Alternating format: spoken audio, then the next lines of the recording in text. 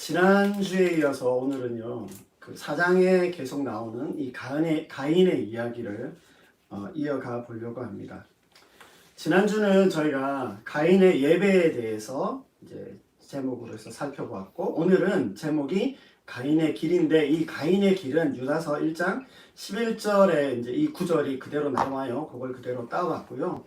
다음 주일은 제가 지금 생각은 가인의 세계라 라고 하는 그런 제목으로 한번 말씀을 생각해 보려고 합니다. 이렇게 가인을 좀 제목 삼는 것이 가인에게 뭔가 본받을 게 있는 것인가 라고 생각하실 수 있겠지만, 사실은 정반대의 의미로 창세기 전반부에서 이 가인은 중요한 인물입니다. 하나님의 택하신 사람들, 또 경건한 사람들, 믿음의 그 사람들이 살아가는 그 신앙적 그 삶과 인생길에 비하면 그들의 어떤 그런 삶과 대척점에 서 있는 그 시작점이자 대표적인 사람이 누구냐라고 했을 때 가인이다라고 말할 수 있습니다. 지난주에 저희는 그 1절에 나오는 하와가 아담과 동침하여서 임신하여 출산하였을 때 했던 말, 내가 여호와로 말미암아 등남했다라고 하는 이 말에서 여호와로 말미암아라고 하는 이 단어를, 이 구절을 좀 자세하게 살펴보았는데요. 여호와로 말미암아라고 하는 이 수식어는 타락 이후의 세상은 좀 달라졌잖아요. 그 세상 안에서 살아가야 하는 인생들이 기본으로 삼아야 되는, 그들의 삶에 새롭게 부과된 조건어이다라고 생각을 하면 된다고 말씀드렸어요. 그러니까 이제부터는 여호와로 말미암는 삶이 그 창조 때 당시와는 정말 다르게 더욱 애쓰고 힘써야만 가능할 수 있는 그 조건 안에 들어온 말이 뭐냐? 여호와로 말미암은 이다라고 이렇게 말씀을 드렸습니다. 그리고 가인과 아벨의 이 제사에서 제물이 문제가 아니라 제사하는 제사자의 문제라고 말씀을 드렸어요. 그래서 신약 성경은 아벨이 이 믿음으로 예배했다라고 말을 하고 있는데, 가인에 대해서는 그런 말을 하고 있지 않습니다. 여러분, 가인도요, 하나님을 알았습니다. 하나님께서 창조주이신 것을 알고 인정했지만 그렇게만 했다라고 하는 것을 짐작할 수 있습니다. 아벨처럼 하나님을 믿음으로, 하나님을 의지하고 의존하며 여호와로 말미암는 그 믿음과 신앙의 삶을 아니었던 것으로 생각됩니다. 오늘은 이러한 그 가인이 어떤 사람이었을지에 대해서 가인의 예배에 이어서 한번 생각해 보려고 하는데요. 가인이 어떤 사람이었을까? 가장 먼저 알 수 있는 것이 뭐냐면, 그의 재물이 하나님께서 받으시지 않았을 때, 재물이 연락되지 않았을 때 보여준 가인의 반응에서 우리가 살펴볼 수 있습니다. 5절과 6절 말씀해 보시면 가인이 몹시 분하여 안색이 변했다고 나옵니다. 사실 이런 상황에서 가인이 좀 기분이 나쁘고 안 좋을 수 있다고 생각합니다.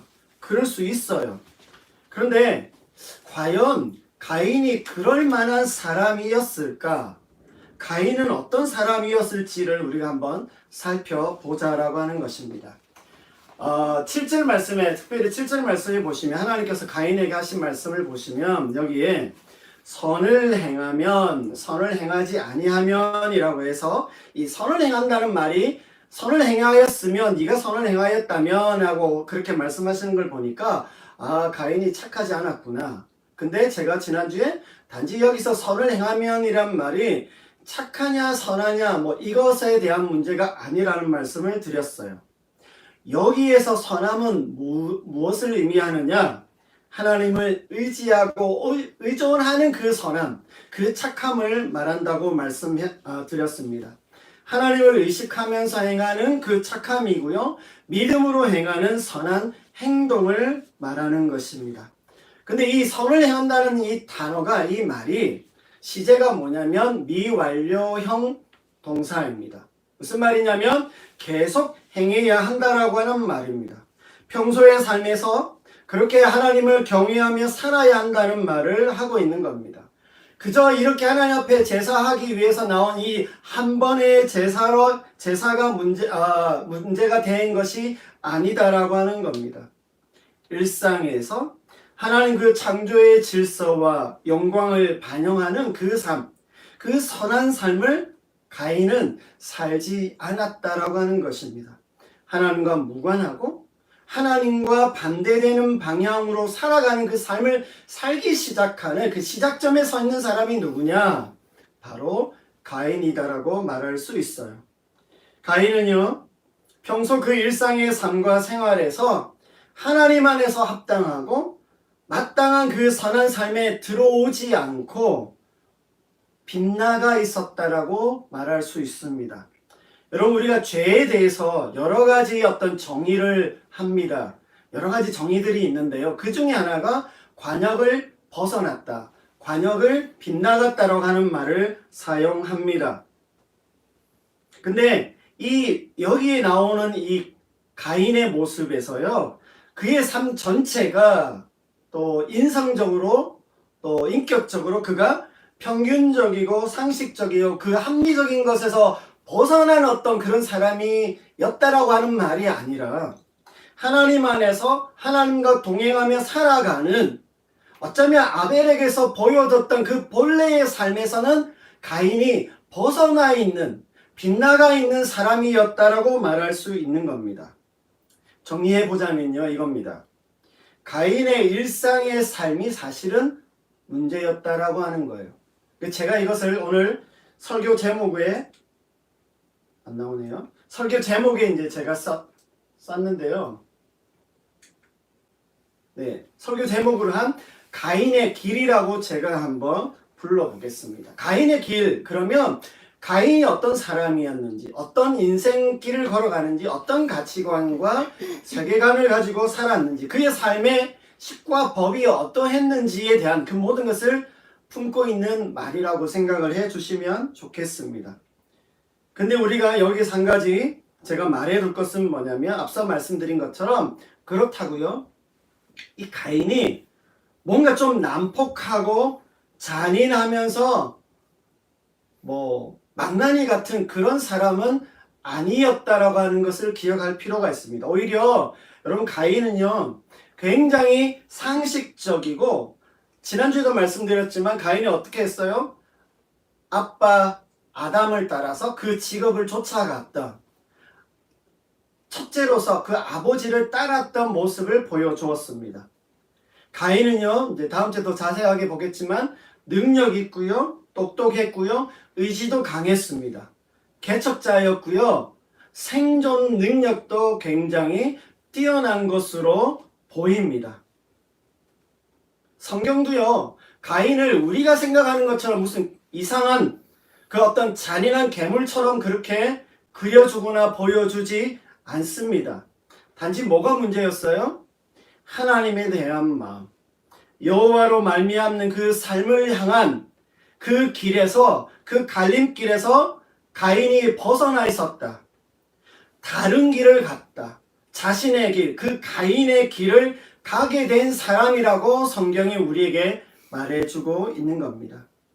오늘 7절 말씀에서 하나님께서 가인에게 말씀하시고 요구하시는 게 뭐냐면요, 이렇게 이 한날에 이 예배의 제사에 예물 가져온다고, 제물 가져온다고, 예배 드린다고 되는 것 아니라고 하는 말씀을 하나님께서 주고 계신 겁니다.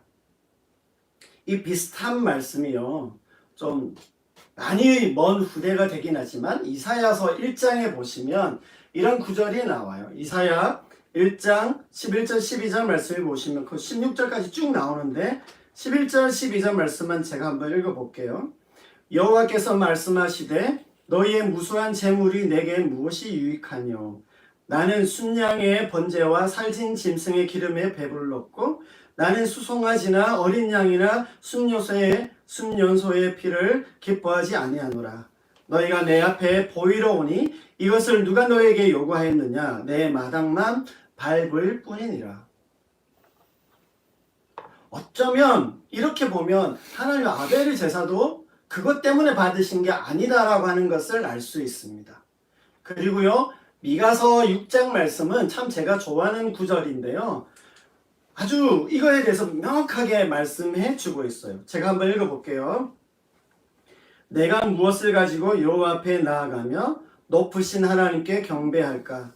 내가 번제물로 1년 된 송아지를 가지고 그 앞에 나아갈까? 여호와께서 천천의 순양이나 만만의 강물 같은 기름을 기뻐하실까? 내 허물을 위하여 내 맏아들을 내 영혼의 죄로 말미암아 내 몸의 열매를 드릴까? 사람아, 주께서 선한 것이 무엇임을 내게 보이셨나니 여호와께서 내게 구하시는 것은 오직 정의를 행하며 인자를 사랑하며 겸손하게 내 하나님과 함께 행하는 것이 아니냐.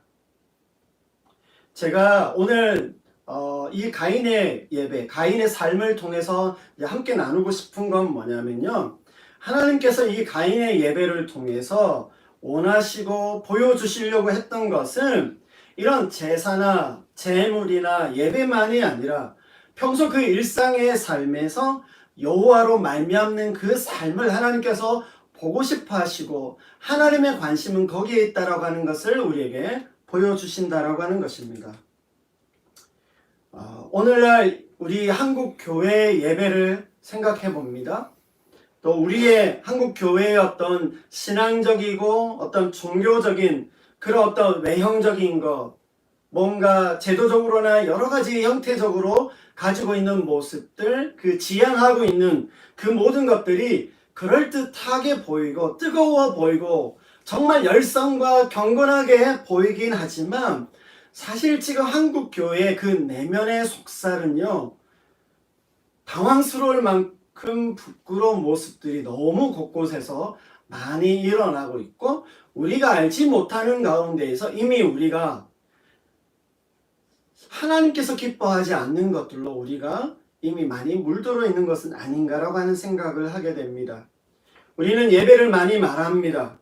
말씀과 신앙을 강조하고 말하고 있지만 우리가 지향하고 있는 그 가치나 방향에 있어서 우리가 정말 내어놓고 있는 그 내적 고백과 삶의 고백이라는 것이 과연 이 가인의 길과 다른가라고 하는 것을 한번 생각해 볼 수밖에 없습니다. 진정 우리에게 회복되어야 될 것이 예배다라고 많이 말하고 강조하고 외치지만 여러분 사실 그 예배 자체보다는요, 우리 삶의 예배와 일상의 신앙을 회복해야 하는 것이 아닐까 싶습니다. 교회에서는 우리가 교인입니다. 성도님, 집사님, 장로님, 권사님 다 이렇게 이야기하지만 우리가 일상과 세상에서도 그 기독교인, 내 어떤 그 기독교인다운 삶이 있는가를, 그런 삶을 사는 사람을 찾아보는 건 쉽지 않습니다. 종교적이고 교회적 어떤 모습, 그것 말고요, 삶으로 나타나는 진짜 그 가치를 따라서 신앙적 고백을 따라서 살아가는 기독교인다운 모습들, 그것 말입니다. 제가 누누이 말씀드리지만 저는 그렇게 완벽하라는 이야기 드리고 싶지 않습니다. 우리는 완전할 수 없고요, 그거 너무 어렵고 힘듭니다. 그러나 적어도 하나님 나라의 그 가치와 복음이 말하고 있는 것들에 대해서 우리가 조금이라도 그 모습과 삶을 살아내기 위해서 애쓰고 있냐라고 하는 것입니다. 하나님께서요, 이 한 번의 제사 때문에 가인을 거절하셨다고 생각하지 않습니다. 오히려 하나님은 가인의 그 삶에서 나타나는 모습을 보셨을 겁니다. 그의 삶, 그의 길을 다 보셨습니다. 우리가 말씀드렸지만 여호와로 말미암는 그 삶이 완전하기를 하나님께서 그렇게까지 기대하셨을까? 하나님은 그렇게 원하셨겠지만 그렇게까지 아니셨다고 조금 너그럽게 우리가 한번 생각해 볼 수 있을 것 같아요. 그러나 그 중심과 방향이 그나마 좀 있다면 적어도 그러한 어떤 삶에 있어서 평균값이라는 거 있잖아요. 그 절반만이라도 넘었으면 어땠을까? 하나님이 가인을 어떻게 생각하셨을까라고 하는 생각을 하게 됩니다. 결국 이 가인의 길, 그 한 번의 예배 현장에서 보이고 나타나는 것들에 대해서요, 하나님을 속일 수 없었습니다. 하나님은 속아 넘어가지 않으십니다. 하나님의 평가는 달랐다라고 하는 것을 알 수 있어요. 보이는 대로 보여준다고 하나님께서 그대로 판단하시는 하나님이 아니다라고 하는 겁니다.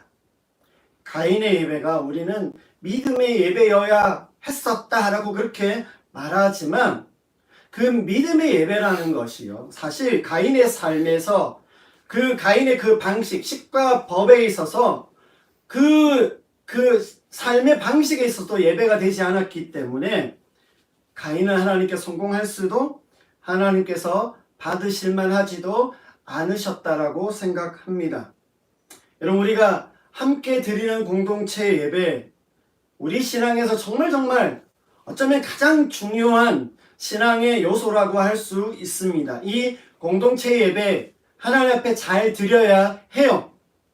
그러나 우리의 공동체 예배는요, 또한 우리 일상의 예배, 그 삶의 예배로 확장되어지고 증명되어지고 연속되어져야 된다라고 하는 사실을 항상 기억해야 합니다. 우리 각자의 삶의 예배, 일상의 예배에서도 영과 진리의 예배가 되어야 할 것이고, 그래서 하나님이 기뻐하시는 그 예배로 드려지는 우리가 정말 진정한 예배자의 삶이 되시는 우리 모두가 되시기를 축복합니다. 아멘. 또 한 가지는요, 하나님께서 이때 한 번으로 그 한 번의 기회로 가인에게 모든 판단을 하시고 심판하셨냐? 저는 그렇게 생각하지 않습니다. 하나님은 가인에게 그 삶을 통해서 계속해서 기회를 주시고 또 지금 이 4장의 내용을 통해서 계속 기회를 주셨다고 생각합니다. 아벨은 양의 첫 새끼와 기름진 것을 드렸다라고 기록하고 있고요. 가인은 그냥 간단하게 땅의 소산으로 예배 드렸다, 제물 드렸다라고 말합니다. 제물에 문제가 있었던 건 아니지만 그 제물을 가져와서 하나님 앞에 드리는 제사자의 마음의 태도, 저는 여기에 정성이라는 말도 조금 넣어 보려고 하는데요. 이게 그런 어떤 마음의 태도와 정성의 차이가 이 문장 안에서 사실은 읽혀져요. 제물의 종류의 문제가 아니라 그걸 드리는 제사자의 마음의 태도와 정성엔 좀 차이가 있어 봅니다.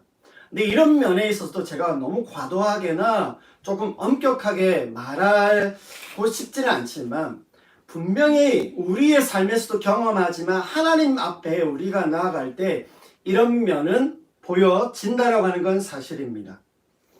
근데 똑같이 그렇게 제물을 드리고 제사하는데 그렇게 차이가 없어 보이지만 티는 나는 겁니다.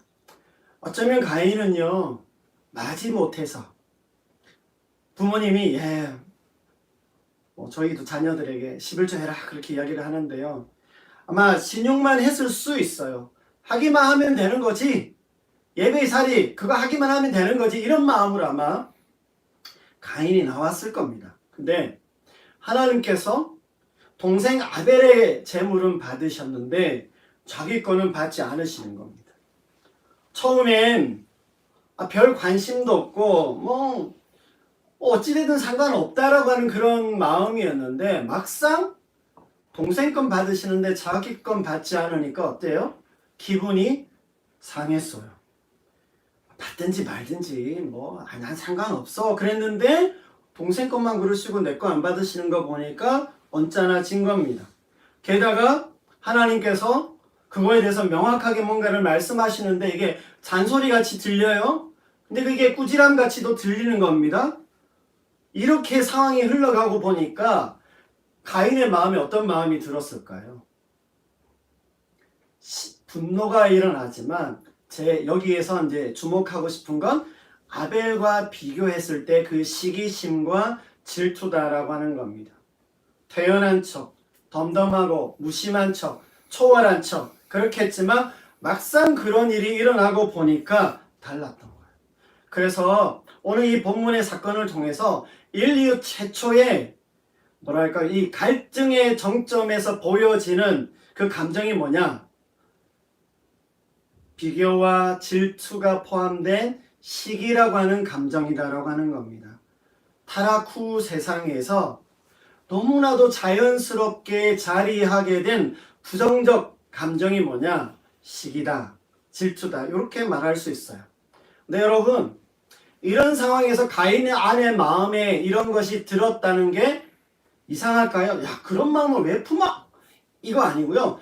아, 그럴 수 있어요. 너무 당연하다라고 생각합니다. 그러나 여러분, 이렇게 타락 후 세상에서 살아가는 우리의 마음 안에 이렇게 들어오는 시기, 질투라고 하는 마음이 우리 안에 줄여야 할 필요는 있는 겁니다.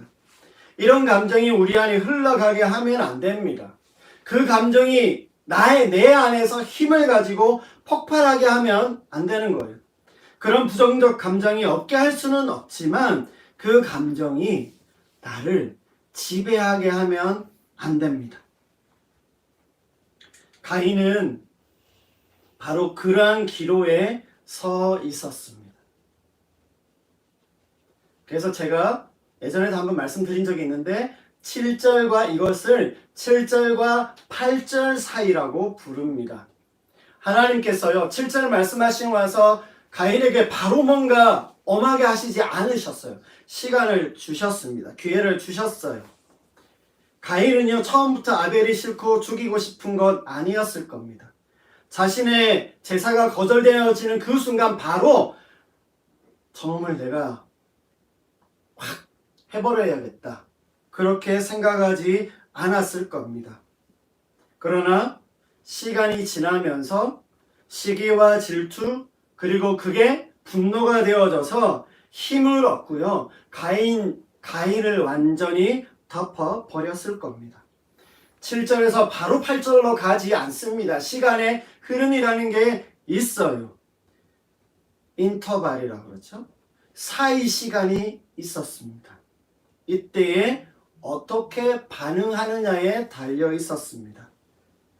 그러나 가인은요 결국 가인의 길을 선택했습니다. 7절에서 가인의 마음 안에 분노와 충동이 올라오면서 왜 제사를 하라고 했던 거야? 하나님 왜 내 거 안 하신 거야? 그러면서 막 원망이 막 폭발하면서 올라오게 됐어요. 그래도 내가 이랬으니까 그랬겠지 하면서 그 마음 안에 여러 가지 생각들이 들어오고 나가고 침착하려고 자제하려고 많이 그렇게 애를 썼겠지만 가인은 그렇지 못했습니다.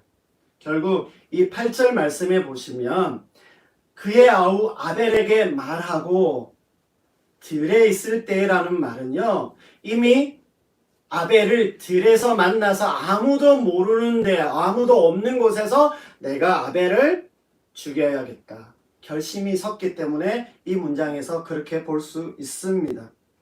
살인에 대한 계획을 세운 거예요. 마음이 막 자라고 그게 폭발하고 자신을 지배하다 보니까 고의적으로 악의적으로 의도적으로 접근해서 죽이고 싶은 마음을 실행에 옮긴 것입니다. 여러분 우리도요 7절과 8절 사이에 있을 때가 많이 있습니다.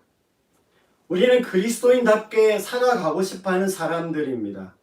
그렇게 그리스도인답게 살아야 하는 우리 삶에 있어서 항상 우리는 이 7절과 8절 사이에 잘 처하게 되는 것을 봅니다. 왜냐하면 우리 너무 연약해요. 우리 안에 예수 그리스도로 우리가 거듭났다고 하지만 예수 안에 산다고 하지만 우리 안에 있는 욕망과 욕구들이 때로 우리를 하나님과 상관없이 하나님과 반대되어지는 어떤 그 안으로 우리가 들어가게 할 때가 너무 많은 것을 경험합니다. 너무 우리가 연약하기 때문에 7절과 8절 사이에 너무너무 쉽게 서게 될 때가 많은 것을 봅니다. 그러지 않아야 되는 것인데 때때로 우리는 진짜 여기에서 고민하고 서 있을 때가 많은 걸 경험하는데요. 여러분 그 자체가 나쁜 건 아닙니다. 그럴 수 있어요. 저는 그럴 수 있다고 생각하고 이해합니다. 그러나 오늘 가인처럼요. 그 사이에 있을 때 우리의 반응과 그 일들을 처리함에 있어서 8절처럼 그렇게 막 극단적으로 나가지는 않더라도 걸러지지 않는 그 감정 그대로 흘러가게 되어서는 안 되고요. 그 감정이 지배하는 어떤 선택과 결과들이 그 결과들을 따라가는 길을 선택하지 않았으면 좋겠습니다. 종교개혁가 마틴 루터가 한 유명한 말이 있습니다. 잘 아실 텐데요. 까마귀가 내 머리 위에 날면서 내 머리에 똥을 사는 건 막을 수 없지만 내 머리 위에 둥지 트는 것은 막을 수 있다라고 하는 겁니다. 우리가 7절과 8절 사이에 있으면서 우리 생각에 들어오는 그 모든 감정들에 대해서요, 우리는 혼란스럽고 연약해질 수밖에 없지만 우리가 그 사이에 있을 때 여호와로 말미암는 그 선택과 결정들로 우리가 다시 좀 돌아갔으면 좋겠고 여호와로 말미암는 삶을 우리가 잘 감당할 수 있는 우리가 되면 좋겠습니다. 이제 마지막으로요. 여기에서 그러면 하나님은 가인을 왜 죽이지 않으셨을까? 아담과 하와가 불순종하고 타락했을 때 하나님 뭐라고 말씀하셨어요? 반드시 죽으리라고 말씀하셨어요. 그래서 어쩌면 동생 아벨을 죽인 이 가인의 범죄는요, 사실 뭐 오늘날 법에도 죽음 마땅하다라고 말할 수밖에 없어요.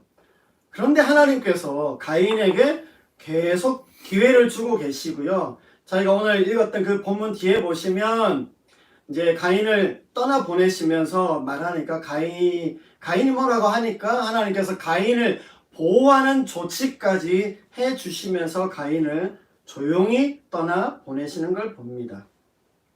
다음 주에 더 자세하게 보겠지만요. 가인은요.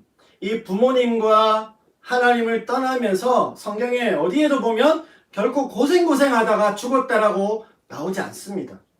오히려 이제 다음 주에 가인은 자신의 성을 구축하고요. 그의 자손들은 문화와 문명을 일구며 번성하고 오히려 창조의 그 약속이 그 가인의 자손들에게 얼마나 온전하게 더 이렇게 충만하게 나타나는지 저희가 보게 될 것입니다. 근데 여러분, 하나님의 평가, 하나님께서 의도하고 계시는 뜻, 성경이 이것에 대해서 뭐라고 말씀하고 평가하고 있는 줄 아십니까? 이거에 대해 간단하게 나와 있지만 굉장히 심각한데 오늘 읽지 않았는데요. 16절입니다. 여기에 보시면 하나님과 대화한 후에 가인이 여호와 앞을 떠나서 에덴 동쪽 놋 땅에 거주하더니 라고 나옵니다. 에덴의 동쪽이라는 것은 하나님께서 임재하시는 곳, 하나님의 어떤 그 임재와 멀어지는 장소를 의미해요. 하나님과 멀어져가는 그 방향으로 그가 움직였다라고 하는 것이고 하나님과 상관없는 그 삶을 본격적으로 살기 시작했다라고 하는 것을 말해줍니다. 3장에 보시면 아담과 하와가 범죄했을 때 하나님 주신 말씀에 보면 사람에 대해서는 그래도 하나님이 저주란 말씀을 하시지 않았는데 이 가인에 대해서 말씀하실 때 처음으로 너는 땅에서 저주를 받으리라고 말씀합니다. 결과적으로 이렇게 보면요. 이 가인이 저주받은 건 어떤 상태를 말해요? 하나님과 떨어지게 된 것. 하나님을 떠난 상태, 하나님과 분리되어진 그것이 그에게 저주의 상태라고 하는 것을 말하고 있습니다.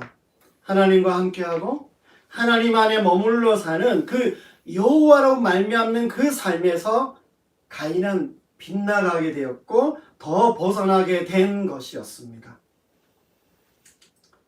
여러분 여기에서요.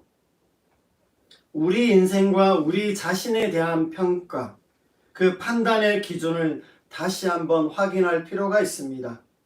가인은 저주를 받았다고 하지만 자신의 성을 구축했다고 했습니다. 그의 자손은 더 번성하고 성공한 모습을 성경이 기록해주고 있어요.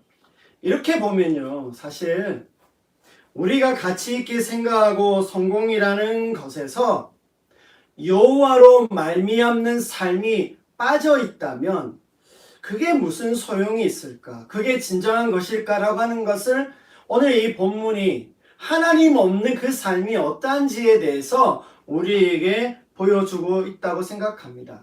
하나님 없는 성공 불가능한가요? 아니요, 가능해요. 하나님 없이도 얼마든지 번성하고 번영할 수 있습니다. 잘 먹고 잘 살 수 있어요. 그러나 진정한 인생의 성공과 번영은 여호와로 말미암는 삶이라는 것, 그렇게 사는 것이다라고 하는 것을 오늘 창세기에서부터 우리에게 말씀하고 있습니다. 우리가 신앙생활을 하면서 성공하고 잘 될 수 있습니다. 하나님으로 말미암아 여호와로 말미암아 가능하다면 여러분 그 또한 얼마나 더 감사하겠어요.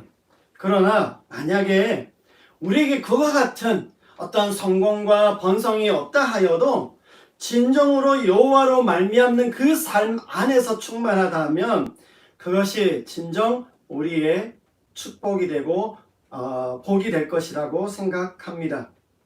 이제 말씀을 마치겠습니다.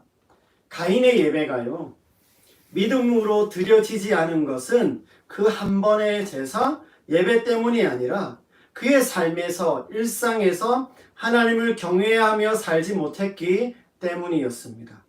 하나님을 믿는 그 믿음으로 살아가는 일상의 예배, 삶의 예배가 얼마나 중요한지를 다시 보게 됩니다.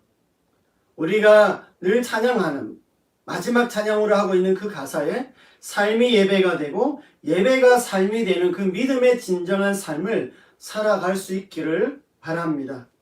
내가 잘못하고요, 빗나가고 벗어나도 사실 우리에게 크게 별다른 일이 없어요. 그리고 오늘 가인에게 하신 것처럼 하나님이 당장 우리를 죽이시는 그런 일은 없어요. 그거 생각하며 계속 그렇게 한다면 하나님께서 지금 나에게 그래도 주고 계시는 그 기회를 우리는 내다 버리는 일이 될 것입니다.